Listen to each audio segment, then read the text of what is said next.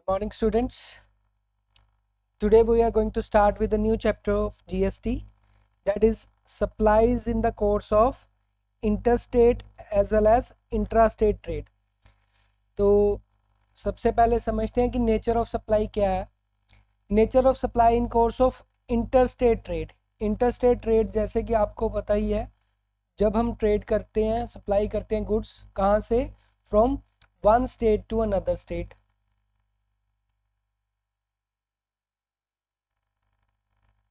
तो क्या लगता है?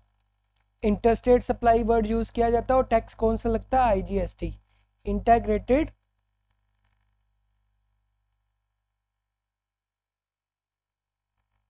Goods and service tax.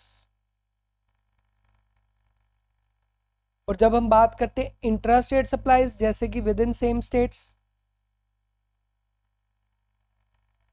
With in same state, तो टैक्स क्या लिवाई होता है? सीजीएसटी और एसजीएसटी. तब in case of intrastate supply जो टैक्स लिवाई किया जाएगा वो सीजीएसटी और एसजीएसटी है, और इंटरस्टेट सप्लाई में आईजीएसटी लिवाई किया जाता है. तो from one state to another, for example Punjab to Haryana,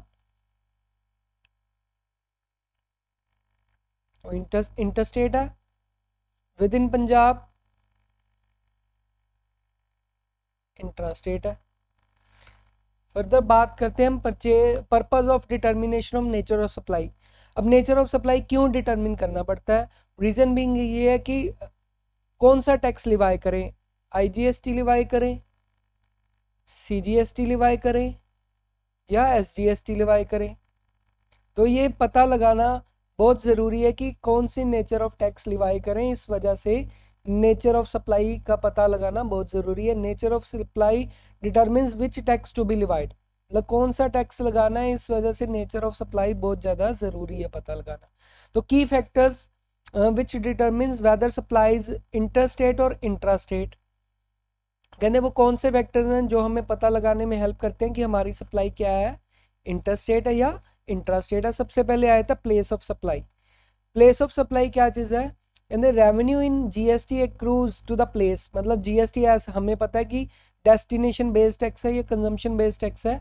तो जीएसटी कब एक्रू होगा? To the place where goods और सर्विसेज आर कंज्यूम्ड, जहाँ पर फाइनली गुड्स कंज्यूम किए जाएंगे वहाँ पर जीएसटी लागू होगा.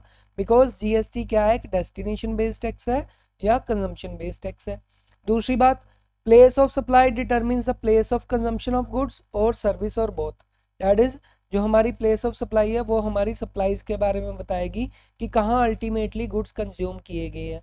And this determination of place of supply where the goods और services are consumed hold at most importance in the GST. तभी जीएसटी के अंदर जो प्लेस ऑफ सप्लाई है उसकी बहुत ज़्यादा इंपॉर्टेंस है. बिकॉज कंज्यूमेबल होल्ड्स टैक्स भी वहीं पर अराइज होगा जहाँ पर गुड्स कंज्यूम किए गए हैं, वही स्टेट टैक्स कलेक्ट करेगी. तभी प्लेस ऑफ सप्लाई का इंपॉर्टेंट रोल है. दूसरी बात आती है लोकेशन ऑफ सप्लायर, कि सप्लायर कहाँ लोकेटेड है. Determines the place from where the supply of goods and services और both has been made by the person. तो इंटरस्टेट है या इंट्रास्टेट है, इस चीज़ का पता लगाने के लिए लोकेशन ऑफ सप्लायर भी बहुत ज़्यादा ज़रूरी है कि सप्लायर ने कहाँ से गुड्स भेजे हैं और कहाँ पे वो रिसीव हो रही है. Getting registered, filing of the return, payment of taxes and other liabilities under the law are attached with the location of the supplier from where the taxable supply is made. कहते कहाँ पर register करे, कहाँ पर return file होगी, payment of taxes कहाँ पर होंगे, अदर रिस्पॉन्सिबिलिटीज़, ये सभी चीज़ें लोकेशन ऑफ सप्लायर के ऊपर डिपेंड करती हैं. इसी के बेसिस पे इनकी टैक्स पेमेंट बनेगी.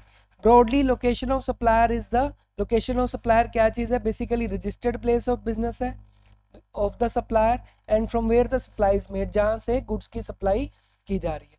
उसके बाद determination of nature of supply as पर आईजीएसटी मॉडल. अब आईजीएसटी मॉडल के अकॉर्डिंगली नेचर ऑफ सप्लाई तीन तरह से डिफाइन की गई है. Interstate supply under section 7 of IGST act, intrastate supply of section 8 under IGST act, and supplies in territorial water under section 9 of the IGST act of India. सबसे पहले आ जाते हैं जी इंटरस्टेट ट्रांजैक्शन के ऊपर under GST. What is an interstate supply. Section 7 of IGST act ने define किया है 2017 ने कि इंटरस्टेट सप्लाई क्या होती है। बेसिकली वो इंटरस्टेट सप्लाई, जैसे कि मैंने बताया, जब भी हम गुड सप्लाई करते हैं या सर्विसेज सप्लाई करते हैं within two states, two different states, two different union territories, a state और union territory, a union territory and a state. For example two different states, Punjab और Haryana. Two union territories, Chandigarh and Lakshadweep.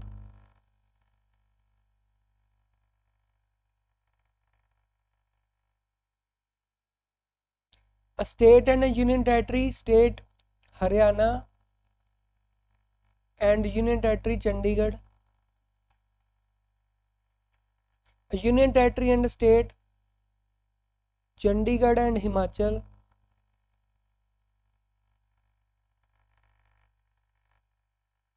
इस तरह से इसे हम क्या बोलेंगे, अगर इन तरह के from one place of supply to another, अगर दो डिफरेंट स्टेट्स हैं तो उसे हम इंटर स्टेट सप्लाईज में कैलकुलेट करेंगे। तो ओवरऑल इसके ऊपर क्या लागू होगा, आईजीएसटी अप्लाई किया जाएगा।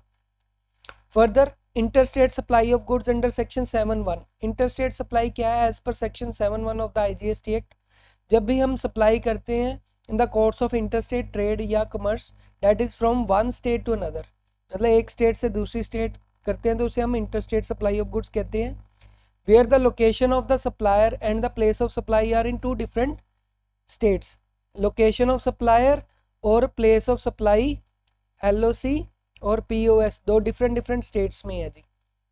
Location of supply, location of supplier और प्लेस ऑफ सप्लाई में are in two different states और टू डिफरेंट यूनियन टेरिटरीज और यूनियन टेरिटरी और स्टेट, तो उसे बोलते हैं इंटरस्टेट सप्लाई ऑफ गुड्स। दूसरी आती है जी import of goods under section 7(2). इसे भी आईजीएसटी एक्ट में डिफाइन किया गया है। कहते हैं provided that goods imported from outside, अगर आउटसाइड से कहीं से भी गुड्स इंपोर्ट किए जा रहे हैं India till they crosses the customs frontier of India shall be treated as supply of goods in course of interstate trade और कमर्स। कहते हैं कि अगर जैसे ही गुड्स बाहर से इंपोर्ट किए जा रहे हैं, ठीक है जी, जैसे ही वो इंडियन कस्टम फ्रंटियर्स में ऐड करेंगे, मतलब इंडियन बॉर्डर्स में ऐड करते हैं, एंटर कर जाते हैं, तो एंटर होने के बाद सप्लाई ऑफ गुड्स क्या मानी जाएगी, इंटरस्टेट ट्रेड मानी जाएगी। तो supply of goods in case of imported goods into territories of India till they crosses custom frontiers of India, तो location of supplier is outside India and place of supply is in India. LOS outside India और place of supply क्या है, India की है। तो determination क्या होगी, supply क्या मानी जाएगी, कोर्स ऑफ इंटरस्टेट ट्रेड मानी जाएगी। IGST will be applicable. उसके बाद बात करते हैं जी इंटरस्टेट सप्लाई ऑफ सर्विसेज की। पहले हमने बात की थी गुड्स की, सर्विसेज के केस में भी लोकेशन ऑफ सप्लायर और place of supply different states में है, तो उस केस में भी आईजीएसटी एप्लीकेबल होगा। Imports of services under section 7(4) provides that when supply of services is imported into the territory of India, अगर कोई supply of services Indian territory में import की जा रही है, it shall be treated as supply of services in course of interstate trade और commerce। उसे भी हम क्या मानेंगे, interstate trade और commerce ही मानेंगे। तो इसका मतलब क्या है कि location of service provided is outside India and place of supply is in India, the transaction will be interstate and the tax levied is IGST, integrated goods and service tax. Further, interstate supply of goods or services are both under section 7(5). section 7(5) क्या कह रहा है जी, export of goods or services shall be treated to be interstate supply। अगर goods export किए जा रहे हैं तो उसे भी interstate supply माने जाएगा, बट इसमें levy of taxes क्या है, जीरो रेटेड माना जाता है इन केस ऑफ एक्सपोर्ट्स। तो location of supplier is in India and place of supply is outside India, तो इसे क्या माना जाएगा, इंटरस्टेट ट्रेड माना जाएगा, बट जो लिवाई ऑफ टैक्सेस है वो जीरो रेटेड काउंट होंगे जी, मतलब इनपुट टैक्स क्रेडिट में क्लेम हो जाएगा सारा का सारा। लास्ट में जी सेकंड पार्ट इसका इंटरस्टेट सप्लाई का देखते हैं। Supply to an special economic zone developer और special economic zone unit shall be treated as interstate supply.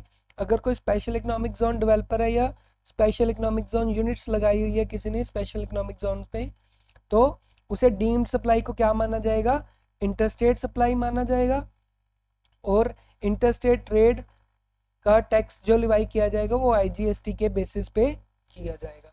Further आ जाते हैं जी intra state transaction under GST. Intra state को भी डिफाइन किया गया है आईजीएसटी एक्ट में under section 8 of the IGST act.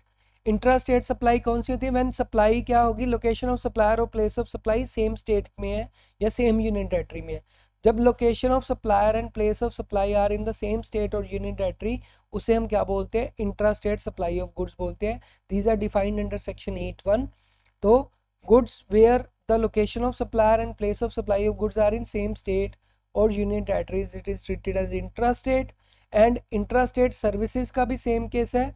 जब location of supplier of services और place of services are in the same state या same union territory, it is considered as transaction of intra state supply.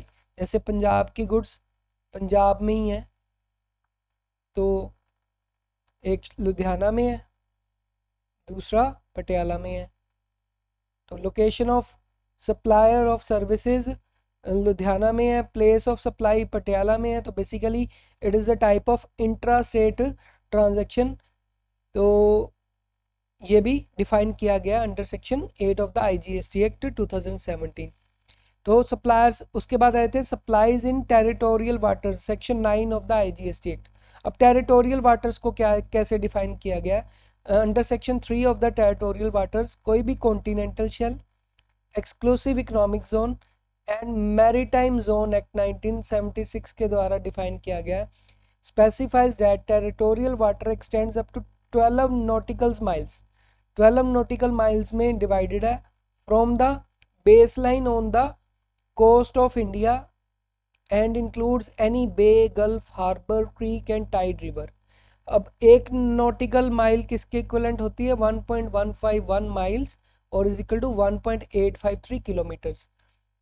तो sovereignty of India extends to the territorial waters and to the seabeds and subsoils underlying and the airspace over the waters। जो भी उस waters के ऊपर air space है या जो भी इंडियन टेरिटरी के वाटर्स हैं, उनका जो भी बे, गल्फ, हार्बर, क्रीक, ये सारा एरियाज है, उसको हम टेरिटोरियल वाटर्स में डिफाइन करते हैं। तो उस सप्लाईज को भी हम आईजीएसटी में ही लेंगे अगर इंडियन बॉर्डर्स के अंदर इंडियन कोस्टल एरियाज के अंदर है। तो समरी लास्ट में हम समराइज करते हैं inter state versus intra state supplies को। इंटर स्टेट जैसे कि मैंने बताया from one state to another, section 7 of IGST act 2017 में डिफाइन किया गया।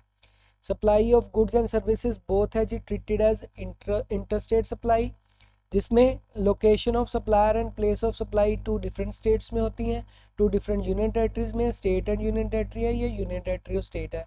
नटशेल में इंटर स्टेट सप्लाई क्या है जी, location of supplier plus place of supply is in different states, उसे क्या बोलेंगे, इंटर स्टेट सप्लाई बोलेंगे। और यहाँ पर क्या लगेगा, आईजीएसटी एप्लीकेबल होगा। और इंट्रा स्टेट सप्लाई में सेक्शन 8 ऑफ आईजीएसटी एक्ट 2017 में डिफाइन किया गया है, supply of goods and services are both treated as intra state supply. तो बेसिकली जब supply of goods and services within same state है तो उसे बोलते हैं इंट्रा स्टेट। तो इसमें क्या है, location of supplier and place of supply are in same state और सेम यूनियन टेरिटरीज। तो नटशेल में इंट्रा स्टेट सप्लाई क्या काउंट होगी, जब लोकेशन ऑफ सप्लायर और प्लेस ऑफ सप्लाई दोनों सेम स्टेट्स या यूनियन टेरिटरी में है तो उसे बोलते हैं intra state supply. I hope you like the video. If you have any query you can put it into the comment below. Thank you so much.